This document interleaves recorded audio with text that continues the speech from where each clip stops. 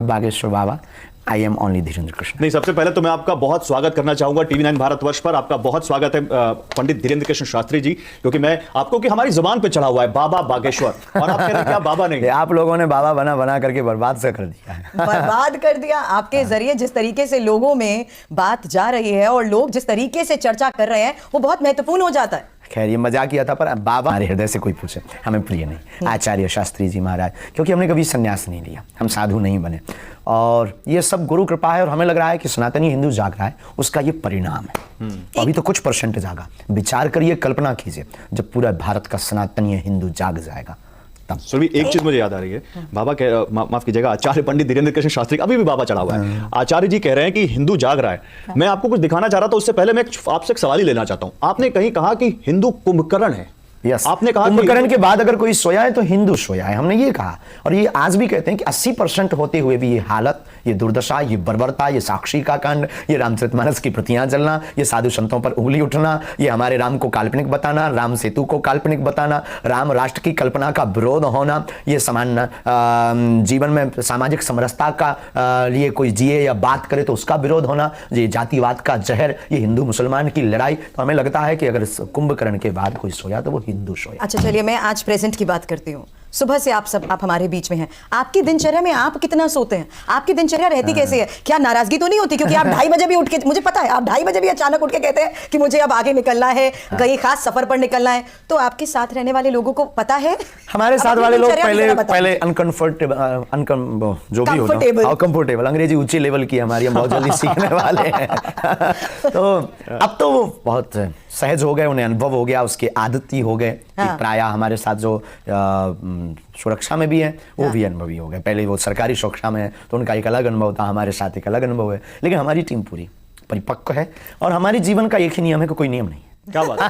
बस इसीलिए मैंने कहा खुद नहीं सोते और बाकियों को सोने का क्या मौका नहीं मिलता। भाई बहन, बात ये है कि सोने वाले हिंदुओं को जगाना है तो खुद तो जागना पड़ेगा। क्या बात है, बड़ी बात है। आप हिंदुओं को जगा रहे हैं, क्यों जगा रहे हैं, आपका उद्देश्य क्या है, इस पर मैं बात करूंगा। लेकिन आचार्य जी, आपकी आज्ञा से, क्योंकि आप बाबा के नाम से मशहूर है और हमने अपने पूरे सेगमेंट में आप कई बार बाबा का इस्तेमाल किया है, तो आप कृपा करके मत करना, अभी हमें पराए घर भी जाना है, आगे से इस पर भी आएंगे। दिखाइए, वीडियो देखिए, ये तस्वीरें आ रही हैं। देखिए आचार्य जी, आपकी तस्वीरें हैं और जरा नोएडा की तस्वीरें हैं ये। हाँ।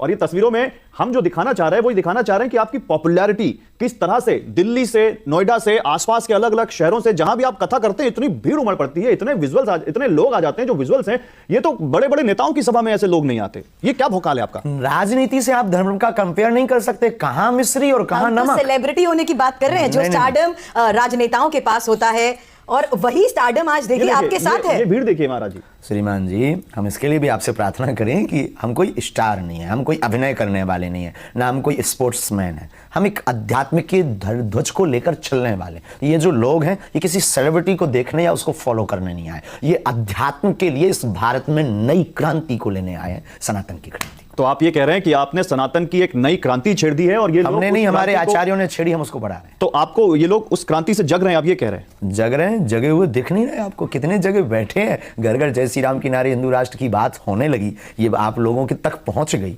ये जगना नहीं तो क्या है? अच्छा चलिए, लेकिन इसी आधार पर मैं ये जानना चाहती हूँ, एक साधारण युवक, युवा संत, इस पूरे सफर में क्या क्या आपने सीखा? क्योंकि आपका परिवार बढ़ चुका है, ये जितने लोग आपके साथ आज जुड़ रहे हैं, परिवार है आपका।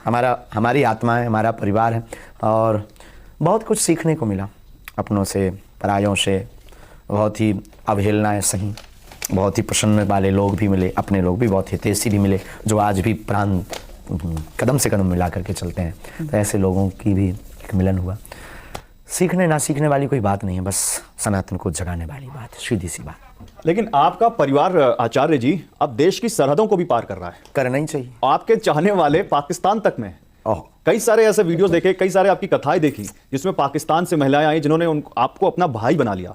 तो आपने एक बार ये भी कहा था कि मैं पाकिस्तान जा रहा हूं और पाकिस्तान में राम कथा करूंगा। कोई बुला नहीं रहा। देखो, पाकिस्तान भारत का बेटा है, तो वहां से तो पहले से नाता है अपना, पुराना नाता है, जब से वो अलग हुआ बेचारा, अपनी तो है वहां के लोग। तो वहां पर खैर ये संभव नहीं है, पर अगर कोई बुलाए तो हमें कोई दिक्कत नहीं। चलिए, मैंने जिस तरीके से शुरू में कहा था, आप सुर्खियों में रहते हैं और अनगिनत वजहों से रहते हैं। सुर्खियां भी जानते हैं आप, हेडलाइंस जिस तरीके से अब बन रही हैं, और पाकिस्तान आप की एक जैसे महापुरुष जब बेटी- तक इस धरती पर हैं हम सुर्खियों में हैं। नहीं, लेकिन क्या अब आचार्य जी एक- सुर्खियां भी देखते हैं, ये पूछ रही हैं सुर्खियां देखते हैं क्योंकि एक हेडलाइन बनी हुई है सीमा को लेकर, सीमा हैदर को लेकर, जो पाकिस्तान से भारत आई हैं अपने प्यार की खातिर। हम बहुत कम देख पाते हैं, हम बहुत कम समय निकाल पाते हैं निजी जीवन के लिए, देखने के लिए। हमारी ज़्यादातर अत्यधिक व्यस्तता समाज सेवा में, वो जो गुरु का प्रसाद है उस प्रसाद के पुरुषार्थ के लिए लगा रहता है। हमें जो गुरु ने कृपा दी है उसको बांटना, लोगों से मिलना, क्योंकि हज़ारों किलोमीटर से पैदल चल करके, कई बार गाड़ियाँ लेकर के, कई बार खर्च करके वो हमारे पास अपेक्षा के साथ आते हैं कि महाराज जी को, गुरु जी को नहीं, मिलेंगे। लेकिन उसमें एक पेच ये है महाराज जी कि उन्होंने कहा है कि वो इन्होंने हिंदू धर्म अपना लिया है। अच्छा, जो आप सीमा की बात- सनातन धर्म अपना लिया है, और वो ये कह रही हैं कि अब मैं हिंदुस्तान में ही रहूंगी, हिंदुस्तान में जाना भी पड़ा, पाकिस्तान में तो नहीं जाऊंगी, यही मर जाऊंगी। और सचिन ही मेरा पति है, वो अपने पति को जो हैदर है उसको मान नहीं रही है और कह रही है कि हिंदुस्तान ने जो मुझे प्यार दिया है, जो यहां पर लोगों ने मुझे प्यार दिया है, इस हिंदू फैमिली ने जो प्यार दिया है, उसको मैं छोड़ नहीं सकती। तो इसको आप कैसे देखते हैं? देखो भगवान, इस पे हम कुछ कह नहीं सकते हैं, और कानूनी प्रक्रिया के साथ, कानून से बड़ा इस देश में संविधान है, इस देश में आईपीसी की धारा है, इस देश में एक व्यवस्था है, उसके साथ में सहर्ष अगर कोई आ रहा है तो जब राम जी ने विभीषण को स्वीकार किया। चलिए, एक और तस्वीर मैं यहाँ पर दिखाना चाहूंगी, क्योंकि मैं आज आपके एक साधारण युवक से युवा संत की बात जो मैं कर रही हूँ, उसमें आपकी एक बचपन की तस्वीर भी हमारे पास है,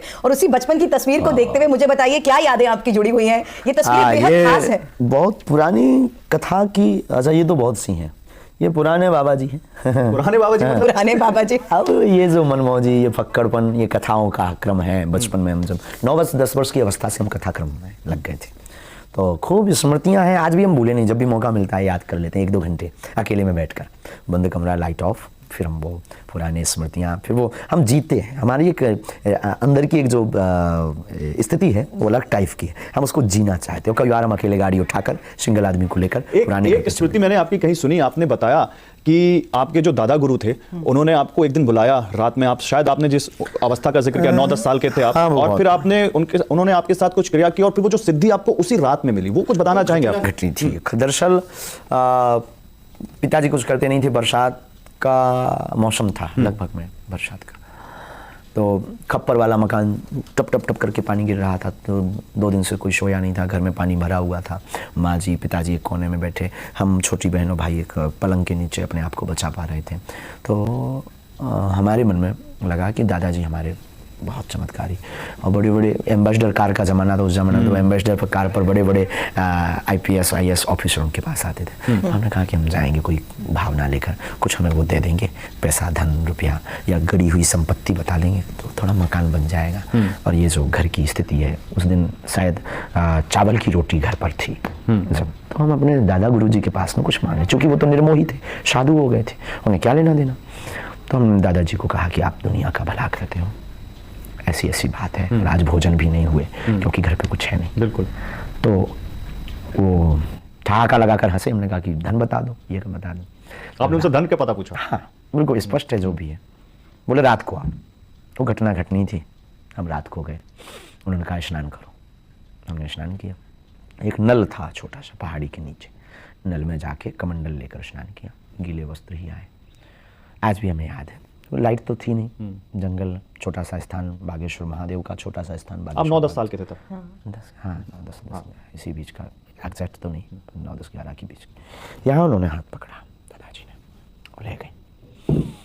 बस जो भी वो होता है वो मीडिया का या टीवी का विषय नहीं है। घटना घटी, एक लाइट सी हुई, प्रकाश हुई, तो डर गए, बच्चे थे, शरीर कंपने लगा, और बस उन्होंने तपकी देते हुए गुरुदेव ने कहा कि कह दो तुम हमारे हो, हम तुम्हारे।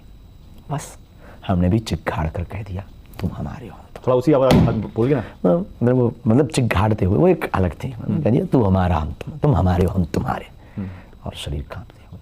घटना घट गई, कहानी बदल गई। बस गौरव, मुझे लगता है आज भी जब इसका जिक्र करते हैं तो आप भावुक हो जाते हैं। वो हमारे जीवन की एक इमोशन, लेकिन मतलब ये क्रियाएं बहुत आपको आपने बताया आप भावुक हो रहे हो, घटना बताते हैं। हाँ, ये हमारे जीवन की एक जिंदगी बदलने की एक वो है। वो होता है ना, आपको उपलब्धि कब मिली, आप पहली बार कैमरा पर कब आए, किसके कारण आए, किसने आपका हाथ पकड़ के आपको माइक दिया, फिर आप क्या फील कर रहे थे, फिर आप डर रहे थे कहीं हम कुछ गलत ना पूछ दें, कुछ गलत ना बोल दें, कुछ गलत ना हो जाए, तो जो आपका होता फिर वो आप स्मृत रहते। और जैसे एक और आगे बढ़ने से पहले जानना चाहती हूँ, क्योंकि आपकी बचपन की तस्वीरें देख रही हूँ, 40-50 किलोमीटर आप जाते थे, कभी माँ से डांट पिटती थी? कोई ऐसे खास पल जब माँ ने कहा 10 साल का मेरा बेटा, माना घर की रिस्पॉन्सिबिलिटी या घर के लिए आप आगे जा रहे थे, लेकिन माँ से जुड़ी वो यादें जहाँ आपको लगता था माँ की फटकार में भी वो प्यार है? माँ ने तो हमें बहुत बार डांटा, माँ ने समझाया बचपन में। हर विषय को हम अपनी माँ से बोलते थे, प्रत्येक विषय, प्रत्येक पहलू को। आज भी कुछ भी अच्छा बुरा होता हम अपनी माँ को बोलते हैं। हमारी माँ अनपढ़ है पर बहुत बड़ी दार्शनिक है। हमें हमारी ऐसी माँ के प्रति अपनी दृष्टि, तो वो हमारी माँ हमको डांटती थी, कई बार हमको समझाती थी ऐसे नहीं करना, ऐसे नहीं करना। तो बहुत सी डांटें हमें याद है। तो जैसे अभी आपने कहा कि आप सन्यासी नहीं हैं, आप सन्यास नहीं लिया आपने, तो जरूर परिवार से जुड़े होंगे। अभी आपने जो दादा गुरु की स्मृति बताई और उसमें आप जो भावुक हुए, मैंने ऐसा फील किया आचार्य जी कि आप कहीं ना कहीं परिवार को क्या मिस कर रहे हैं, याद आती है, या कुछ है ऐसा जो आपको परिवार की बात करने पे भावुक कर देता है? परिवार है, भारत के प्रत्येक लोग हमारा परिवार है, अब तो हम इनको, लेकिन गुरु के प्रति हमारा जो कनेक्शन है बहुत अलग टाइप का है, बहुत अलग लेवल का है। वो दिख रहा है आपकी बातों में। जीवन की शुरुआत गुरु है, हमारे जीवन का। और आप खाने के शौकीन हैं, उससे ज्यादा चाय के शौकीन हैं आप? हाँ, चाय हम बहुत पीते हैं और चलते फिरते हम खाते हैं गाड़ी में, कभी गाड़ी में ही खा लेते हैं, कभी मंच पर चढ़ने वाले होते हैं तो मंच के पीछे एक ग्रीन रूम होता है, उसी में क्या खाते क्या आप? कुछ नहीं, रोटी सब्जी साधारण। आहार पे हमारा बहुत कंट्रोल है। कभी कभी बचपना फूट जाता है तो समोसा फुल्की कभी कभी। चलिए अब एक कुछ खास पहेलियों का मैं रुख करना चाहूंगी, क्योंकि मुझे लगता है इसी के जरिए हम बड़ी इंटरेस्टिंग बातें आपके बारे में जानना चाहेंगे, और इसीलिए इसे हमने नाम दिया है बाबा बागेश्वर का पहेली टेस्ट। अच्छा, कभी टेस्ट सोचते ही दिमाग में क्या आता था पेपर करते हुए? पेपर दिया, एक मासिक टेस्ट होता था। हाँ, तो रेगुलर तो नहीं दिया। तो आज रेडी हैं टेस्ट देने के लिए? होना ही पड़ेगा। चलिए लाते हैं फिर पहली लाइए पीसीआर जी। देखिए इसमें आपका इसमें पहली जो हम टेस्ट कर रहे हैं, इसमें हम आपका कोई वैसा टेस्ट नहीं कर रहे कि आपको आता है नहीं आता। इसमें बस ये जानना है कि आप इन पहेलियों से हम आपकी बचपन की यादें जोड़ने की कोशिश करते हैं। और इसीलिए पहला जो सवाल है हमारा वो ये है कि देश का, आचार्य धीरेन्द्र कृष्ण शास्त्री बताएं, जो पूरे देश को परिवार बताते हैं, देश का राष्ट्रीय खेल कौन सा है? हॉकी। क्या बात है, आपको खेलना क्या पसंद है? क्रिकेट। अरे हमारे साथ खेलेंगे आप? हाँ, कभी समय मिलेगा तो खेलेंगे। क्योंकि अगर अभी कह दिया